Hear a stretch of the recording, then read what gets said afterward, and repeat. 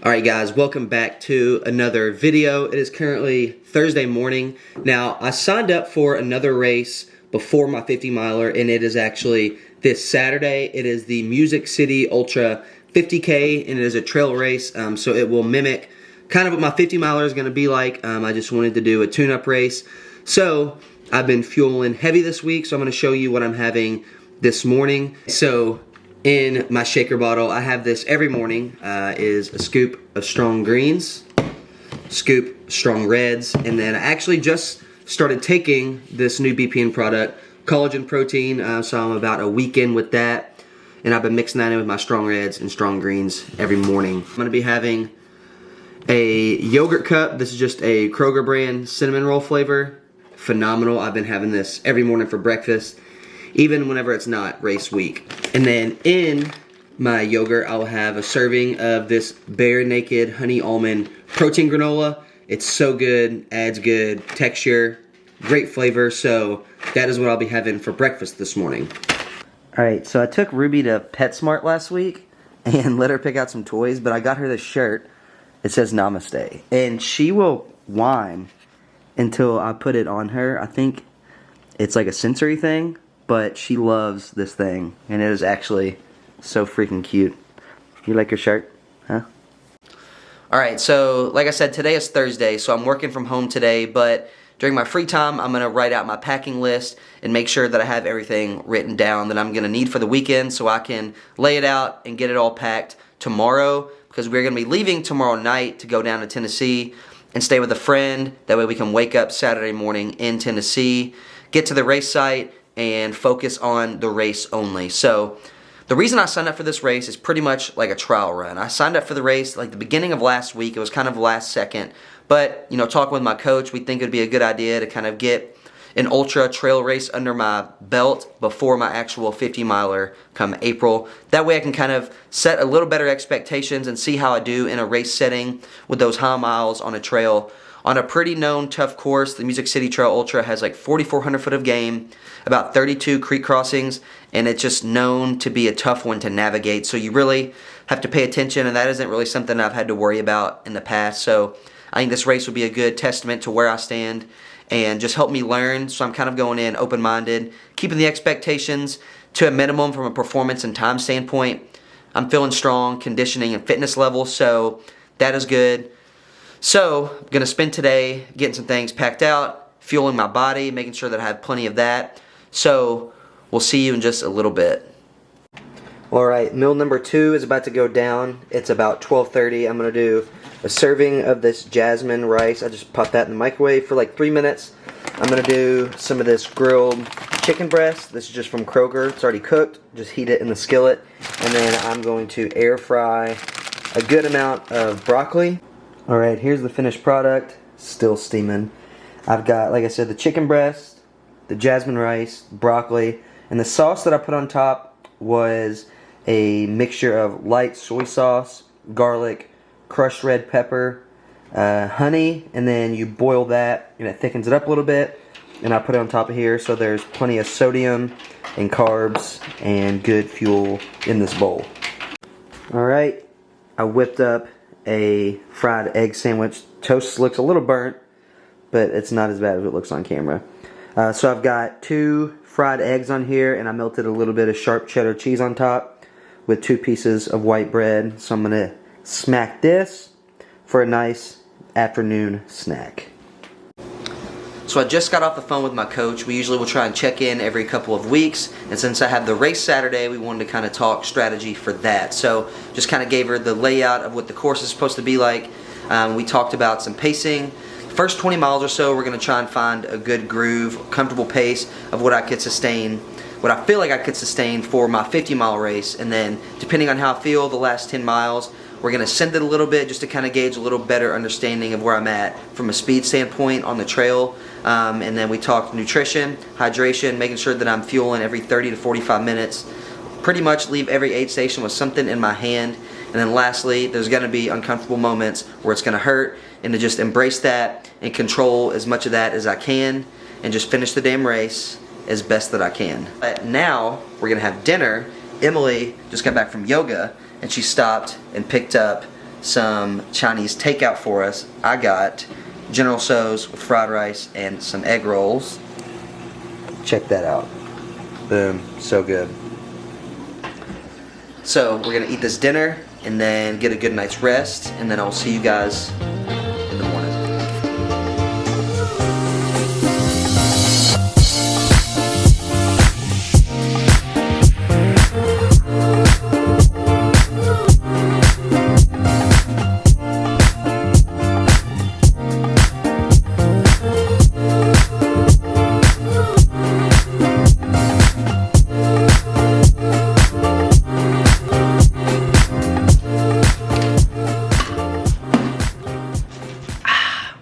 Happy Friday morning, guys. Tossed and turned a little bit last night, but overall I'm still feeling pretty recovered and strong this morning. I've only got to work half of a day today, and I get to do that from home, which is really nice, so I have plenty of time to pack and make sure I have everything that I need laid out. And then I have 4 to 5 easy miles today just as a shakeout before race day tomorrow. But like I said, we're going to go down to Tennessee this evening and stay the night with a friend. That way we'll be a little bit closer than where we are from Kentucky. And I also will have to do my packet pickup tomorrow morning because that was last night and obviously not there yet. So I'm going to get there about 10 minutes earlier tomorrow morning than I had planned on to get all my stuff and make sure that I have everything that I need, and then we'll take off. So just got a lot more planning and prep today. So I'll see you guys in just a little bit. Alright guys, back for lunch. Pretty much the same thing what I had yesterday minus the broccoli. Got a serving of jasmine rice, some grilled chicken that was just in a frozen bag, threw that in a skillet with some teriyaki sauce, and then Emily's egg roll that she did not eat last night, taking advantage of that. But one issue that people overthink is what they're intaking the week of their race. If you're eating pretty much the same meals on a weekly basis, like for example, I eat this for lunch, or a variation of this 3 to 4 times a week at least. Don't try to switch things up. If you know something that works well on your body, that makes you feel good, that tastes good, that fuels you well, stick with that. Just intake a little bit more of the snacks that you have throughout the day. Don't try to change things up. Don't overthink it. Your body is gonna be better off intaking things that it is used to. So don't overthink it. Eat what makes you feel good and what tastes good, and you'll be just fine. So we're gonna eat this lunch, and then I've got an easy run. So I'll see you guys back then. Alright, got the lunch down, stretched out, and foam rolled a little bit. As you can see, I've got my GoPro head mount on because I'm going to go on this little shakeout run. I'm going to take Ruby on my run with me, and I'm going to get a little bit of video of that. Haven't got to use the head mount in a little bit, so we'll see you guys after this run. Hey.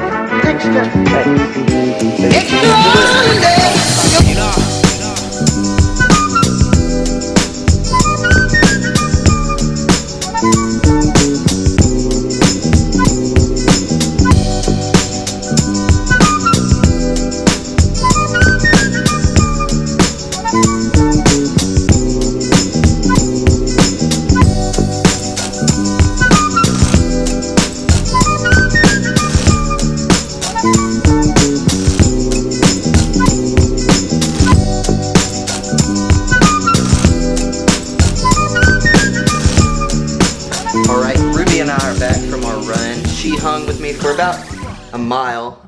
It's starting to warm up a little bit here, so I think she got hot. But last thing that I'm going to be eating before dinner is just some easy homemade garlic bread, pretty much. 2 slices of bread, a little bit of butter, garlic powder, pink Himalayan sea salt, a little bit of Parmesan cheese, and then a little bit of minced garlic.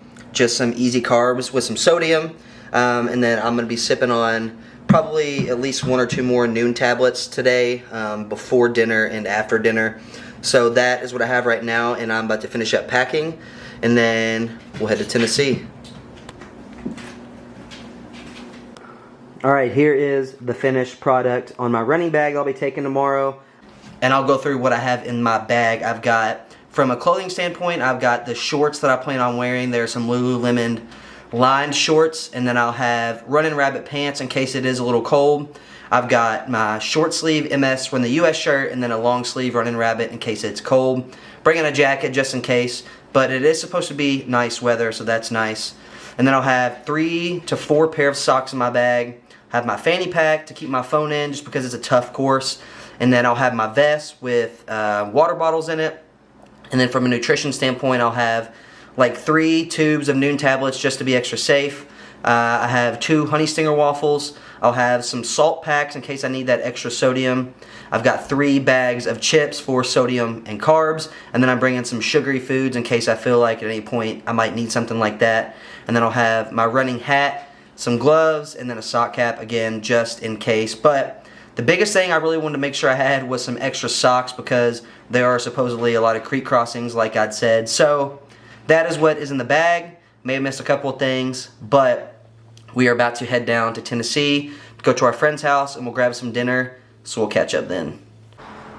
Alright, we made it to Tennessee, just got back from dinner, went to Buffalo Wild Wings, so got some good food in me. Now I'm just going to get everything laid out for the morning, and then get a good night's rest, wake up, get some fuel in me, and get ready for this race. So I'll see you guys.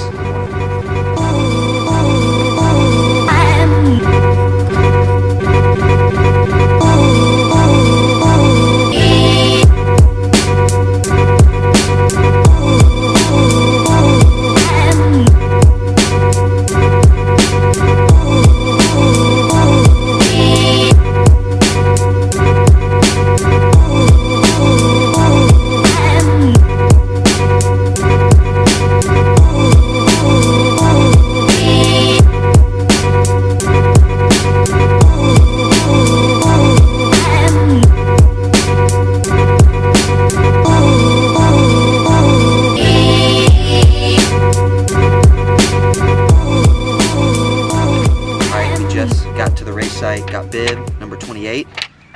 Can be a good number, and I'm getting the vest packed up right now. So in the back I'll have 2 pairs of socks, and then in this back where the bladder is supposed to be, I'll do 2 Kind bars, 2 honey stinger waffles, some peach rings for some sugar, and then 2 bags of chips for some carbs and sodium.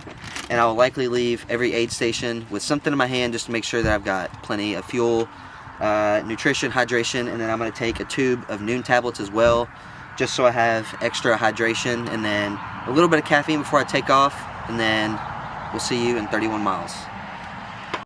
And I will probably take a nap in the car. Go Logie!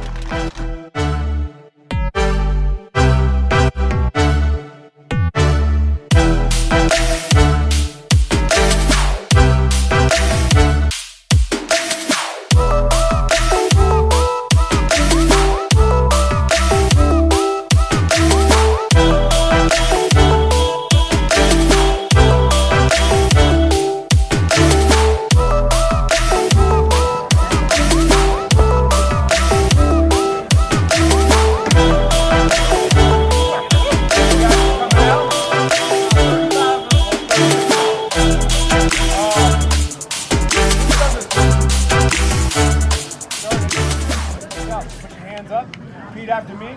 I promise to push myself. I promise to push myself. Respect the earth that I run on. Respect the earth that I run on. Protect my fellow runner. Protect my fellow runner. And always be humble. And always be humble. Luck with the kids. Let's go, Logan. 2, 1, let's go, 50. Woo! Go, Logan!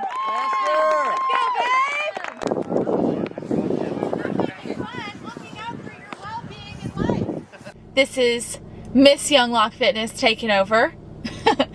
So this is the portion of what it's like to be the ultra runner's partner while I wait. So first stop, breakfast. We went to McDonald's. Here's Logan's emergency bread that he never eats. He always brings like 1 extra piece of bread, I guess, in case he feels like he's got to eat before we take off. I got the big breakfast with hot cakes. I got a coffee, a Coke, and I got water. So I'm ready to go, and I'm ready to stake out and be here all day. Thankfully, the weather is really nice. It is 8:59, so Logan took off an hour ago. He texted me and said this is gnarly as fuck. and sent a video of him like walking up like he's not even running. I can't even imagine. Like, he's been training at Mammoth Cave and they ain't got hills like that at Mammoth Cave, probably. But yeah, we'll check in later. I'm really hoping that he doesn't get lost. I mean, look at this. I don't know if you... like those woods, trees, that is where he's running. So yeah, just sitting here looking at him like I'd get lost. So I'm ready to see him at the finish line, and our friend Amanda is gonna come and surprise him at the finish line. Logan doesn't know she's coming. Just hit a mile. This thing's a fucking beast. Look at this climb.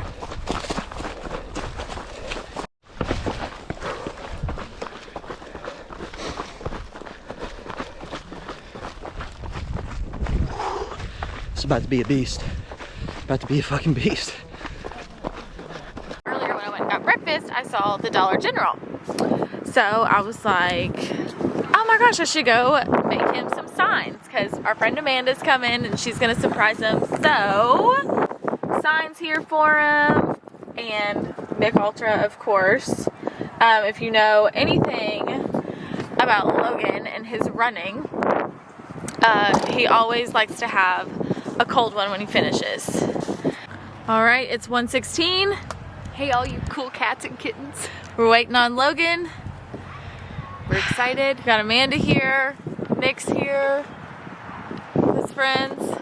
We're ready for you, Logie. Ready to cheer on our boy, Logie Bear. Is he making a video about this? Yep, I'm doing it right now. Woohoo! Let's go, Logan! Woo! Let's go, man! Let's go, Logan! Yes, sir, Logan! Woo! We love Logan, baby! Woo! Yeah, it was like real thick gravel and I missed the left turn to go back. Yeah, there's some out. Yeah. You kept going straight? Yeah, Did you hit the headquarters to the buildings? Or? No, not that far. You must have salted it.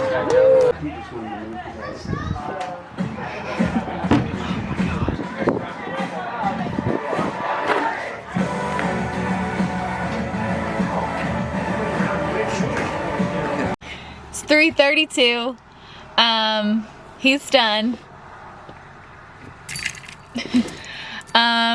Finished in what time? 6 hours, 30 minutes. 6 hours and 30 minutes. Yeah. Is this your YouTube channel? This is mine now. I have taken over. But I'm glad you guys got to see a day in the life of the partner of the ultra runner. All right, we're back home from Tennessee. Went and got some dinner tonight. Still kind of struggling with some nausea, so I really didn't eat a lot of food, but give some more updates on that tomorrow. Kind of walk through the race a little bit more. Hope you guys enjoyed following along on the race day, and I hope you enjoyed all of Emily's little cameos as wife of Logan and ultra running. So we'll see you guys tomorrow morning. Ruby. Hey. Say we'll see you tomorrow. Happy Sunday morning, guys. About to get my strong stack down, strong red, strong greens, collagen protein, just to get my nutrients in. I slept great last night. I'm just still really struggling with some appetite issues, so I'm hoping to get some food in me here in the next couple of hours. But I'm going to do a recap of the race, or just kind of a brief recap, either later tonight or tomorrow, just to walk through race day, how it went, and what I learned, and then share that with you all. But here in just a little bit, I'm going to go support my buddy Jeff. He is completing the 4x4x48 challenge, the David Goggins challenge. He's got 2 more runs today, one at 8 a.m., which is in about 20 minutes, and then one at noon. So I'm going to go to this 8 a.m. run, support him, get some pictures and videos, and then we will chat later today.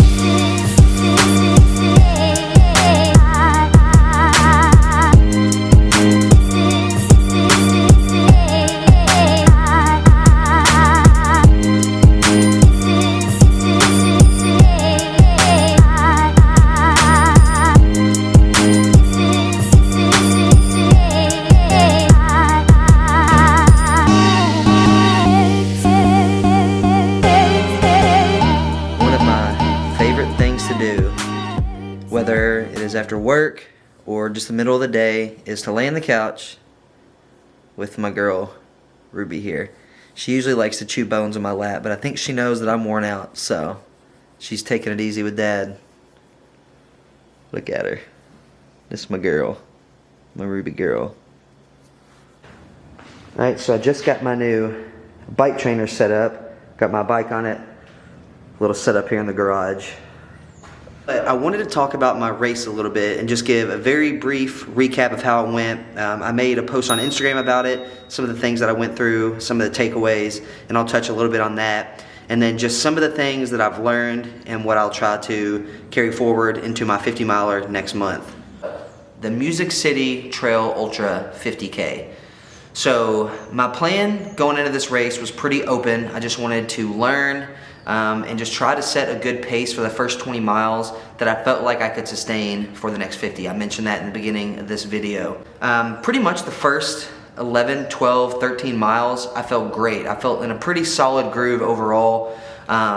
It's an extremely hilly course, a lot of ascent and descent. So I think that pretty much just wrecked my legs, not really being used to that. Even though I felt like I came out pretty reserved, I still think that I could come out a little slower.